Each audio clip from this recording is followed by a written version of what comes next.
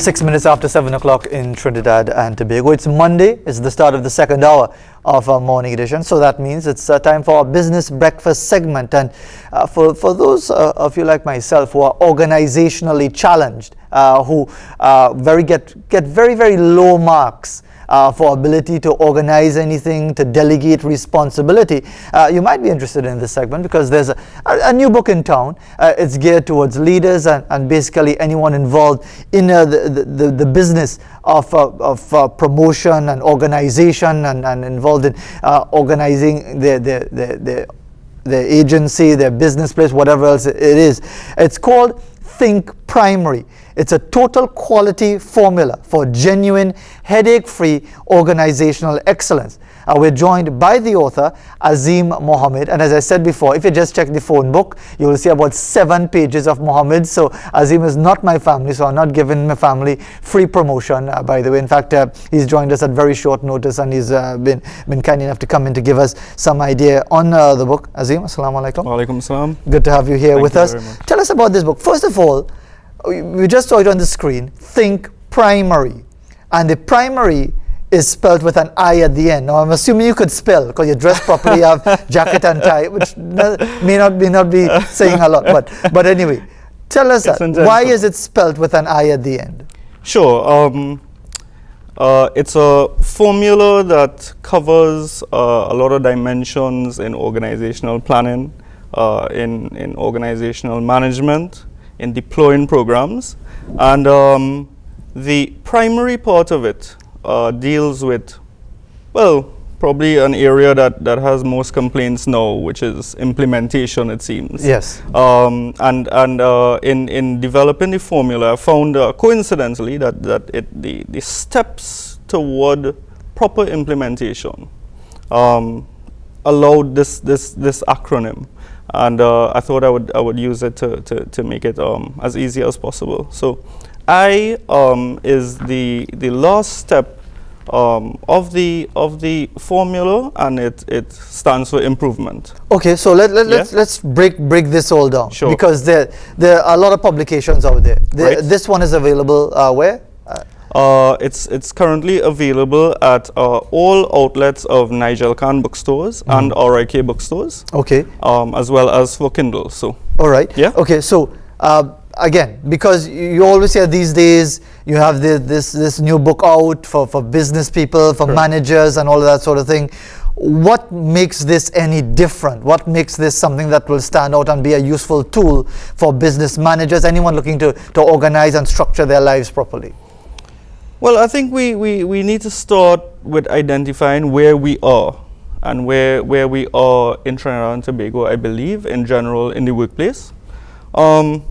I think it's self-evident that we have a lot of room for improvement, and we hear it all the time in the complaints that we receive from everyone in organizations, it seems, at all levels, and even those outside of organizations regarding queries and concerns with governance, let's say. Yeah.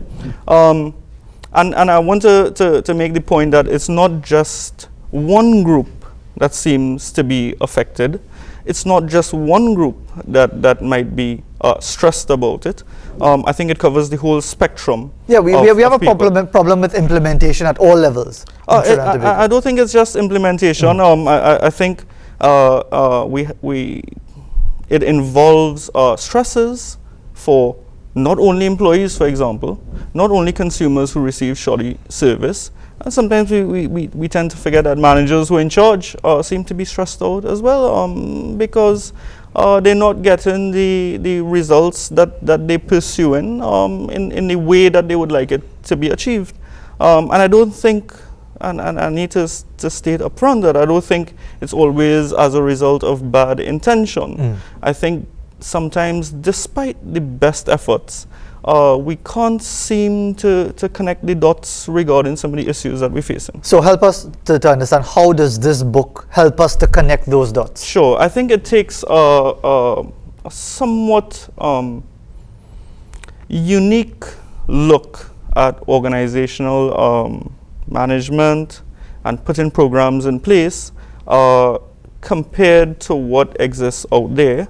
and particularly, I think it's particularly suited for the local environment, which may or may not be, material like that may or may not be available right now, particularly tailored for the Trinbagonian environment. Right. Now explain how that works, because there are many who hold that, look, they're what you call international best practice. They are so-called first world models that we need to basically copy wholesale. What is your own perspective? Because someone say like, okay, yes, you try to tailor it to the local circumstances, but the local circumstances are about inefficiency, are about corruption, are about who you know rather than what you have to offer. When you say that the model that you're offering is specific to our local circumstances, is it something that is relevant, that will bring out the best in our situation? I think so. I think it's, as I said, particularly suited to the local environment. I think it synchronizes with a lot of the inherent cultural elements that we have, things that we hold dear and we cherish as part of being Trinbagonian. And one of the problems I've had, which prompted me to pursue this activity, is that there are a number of programs that we are trying to adopt that, well, some people would say that they're inherently flawed, actually. And there are schools of thought that do not agree with some of the programs that are more popular as being proliferated, I guess, in Trinidad, and as might exist based on the Western American style of management. For example. But shouldn't we be going in that direction? Because the reason I'm asking is that essentially we are a small country and you have to make business linkages. Wouldn't it be a plus to have your business model based along the lines of an American model or Western European model, because it would be much easier to integrate, so it will be much easier for them to work with you, and therefore you'll be able to benefit and expand, rather than having something that is indigenous to Trinidad and Tobago and may have certain inherent shortcomings and flaws that people will say, like, this is too complicated to work with, I can't deal with these people. I don't think it'll be indigenous to Trinidad and Tobago, and I don't think that there's a mismatch or issues with synchronism of different models. For example, if that was the case, we wouldn't do very much in the West. We wouldn't do very much business with China and Japan, because the styles are different. Well, money talks, at the end of the day, Azeem, if people say, well, I could get money from this customer, from this country, from this government, I am going to tailor whatever it is I'm doing to meet that person's needs, because ultimately it's about profit, it's about money. Exactly. And if we want to meet the needs, it does not mean that only one paradigm may apply. In fact, it may be that there's a better paradigm available, which can allow us more profit and maybe stronger linkages. And I think some of the Japanese tenets of quality and the approaches of quality management, as particularly espoused by Dr. W. Edwards Deming and other quality management gurus, but particularly Dr. Deming, allows us to really better our current best. I think it does. And regarding the issue, for example, of profit, one wonders if the current styles and the current paradigms and our current approaches are actually inhibiting our ability to produce even more profit, because of the amount of money that is being wasted in programs that are unnecessary, in fighting up with issues that need not exist, and in the wastage that comes with having to carrying out work and having to discard things and missing one opportunity after the next. One of the things that tends to confuse a lot of people who don't have time to take in all of the different theories and models and so on, is that many people say, look, I want something that works. Exactly. At the end of the day, you could tell me the theory of this one, Keynes and Keynesian economics, and this one, and Milton Friedman and all of that.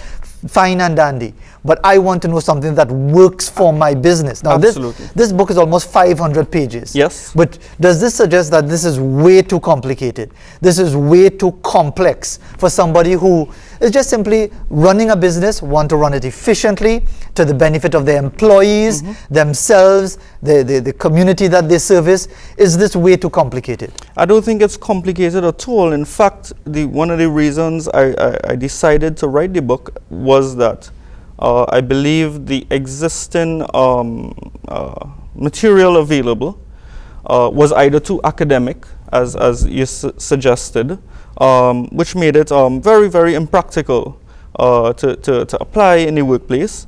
It may be a bit voluminous because in addressing organizational issues, I think one of the errors that we've been making is we try to focus on one dimension and at a time and probably overall. And you would find that in correcting the issues, and I'll tell you, one of the dimensions that a lot of people focus on, in fact, if you talk to many managers, the first thing that they would say is people bad. Yeah. People don't want to work. Yes. I don't believe that is the case at all. I have issue with those statements, because how can you say that someone does not want to work if they are not competent at what they do, if they don't understand what is to be done? How can you say that someone is not doing well or does not want to work if you have never actually properly defined what you want to do to start with? And if you haven't defined what you want to do, what you're going to train them in? So we have a whole host of issues, and it's a lot of little issues, and therefore I don't think it's complicated, but it is comprehensive. Not complicated, but comprehensive. Yes. But is it something, and as you say, you've tailored it to meet the local circumstances? Are you looking at big businesses, small businesses, medium-sized businesses? Are you looking at upper management, middle? Who are you targeting with this publication? Sure. Well, I'll tell you this. I think it applies to every organization of any type, of any size, public or private sector. And it really did take a lot of time to tweak the material to suit that that need. And I'll tell you why I focused on it a bit. It is because that we find that we have issues in Trinidad and Tobago, at least, not with only small businesses, but large corporations as well. Not with public sector entities only, but with private sector companies as well, although they might hide their issues better. Not with business activity only, but a whole host of activities. Think about sports teams, for example. One of your favorite topics. Yeah. A lot of the issues that exist, I think, are not as a result of bad intention, but programs are not being defined and deployed properly. That takes us to the issue of management, essentially. We're talking about being able to be good managers, good leaders. Sure. Is it because we are stuck in an old world model, the old, well, I am the boss, you'd say what I tell you, you do what I tell you to do, whether I explain it to you or not is not important, you just do what I tell you to do? In some instances, I think that is an issue that exists. That does not mean that you have to go to the other extreme where I'm the boss, guys, but you all can do anything you want. We can't go to either extreme. I think in some instances that is an issue. I think there are other issues as well. The definition of the work and the work plans and how they're formulated, the training of people and how that is done, the establishment of goals at all. And I think one of the goals that people forgetting that we need to work toward in organizations, or we need to be cognizant of, is one of sustainability. I don't mean that in an environmental context, I mean that in a longevity context. So that one wonders if sometimes the actions that we take in might suit our needs conveniently now, but does it erode our ability to survive over the long term? a lot of businesses are grappling with these realities right now as far as the organizational challenges that they face, succession planning, whether it's a family-oriented business or a public company, private sector company, and so on. How much transformation has to take place? Let's say somebody says, okay, I hearing this, I think I want to buy into this idea. I want to think primary. But if I think primary, is it going to cost me a lot as far as reorganization, restructuring to fulfill this ideal, a total quality formula for genuine headache-free? So I'd want to be soaking my head with lime genuine, absolutely. every Monday morning. No drinking the beer rum. Or anything like that. How difficult would it be to achieve these objectives? Well, let me describe it very briefly for you. Organizational effort involves 3 dimensions. There's the philosophical dimension that exists. There are the constitutional elements that exist, so that would be a second dimension. And of course, the third would be the people dimension.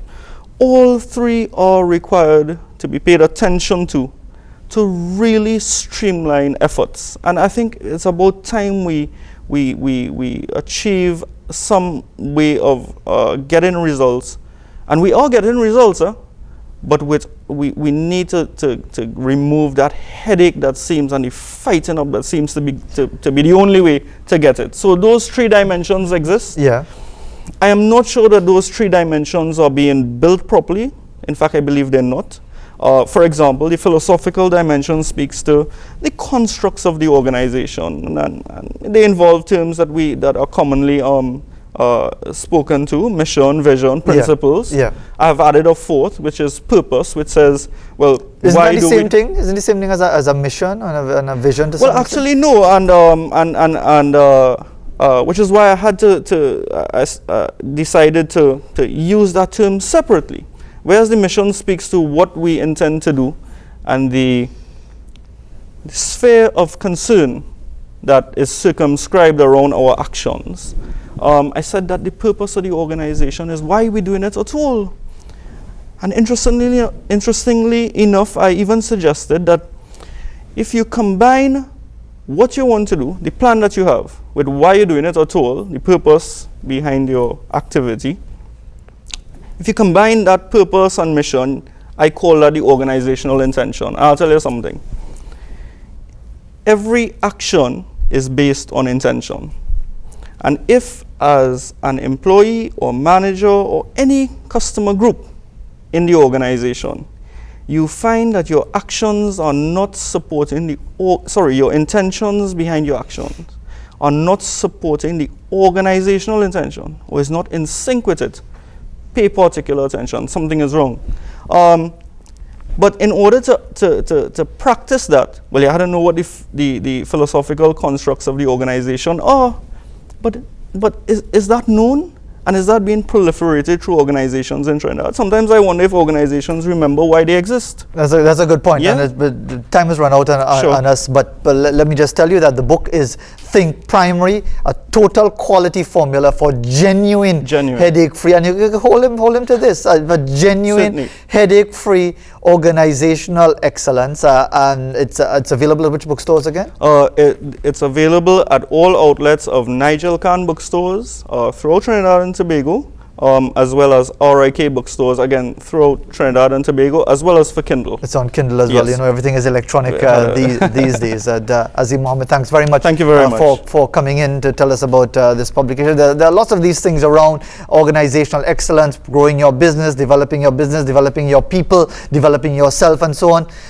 Let's see if this one lives up to what it promises. Almost 500 pages worth of a formula that Azeem Mohammed says will do the job for you, guaranteed in many respects. 7:25 in Trinidad and Tobago. We take a break and we continue in our Business Breakfast segment here on this Monday.